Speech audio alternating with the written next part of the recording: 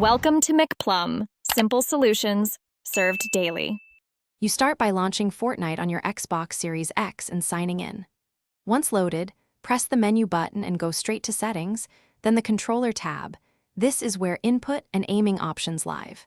If a developer or experimental UI toggle is needed for crosshair adjustments, enable it now. This unlocks advanced HUD tweaks. Do this immediately so the next steps operate on the correct UI layer. It prevents wasted changes and ensures the console remembers custom input mappings. Once done with controller settings, move to the HUD or display section of settings to find reticle controls.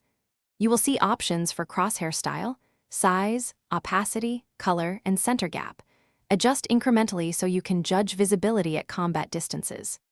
Change one parameter at a time, apply, then load a practice match or creative island to preview how it reads against varying backgrounds. Make sure to save or confirm changes before exiting so the Xbox stores the profile for your account. To finish, confirm the saved profile in account settings and test the crosshair across Battle Royale and creative modes so it behaves consistently.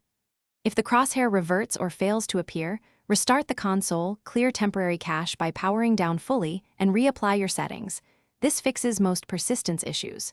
If problems persist, check for game updates or remove experimental UI toggles, then redo the adjustments.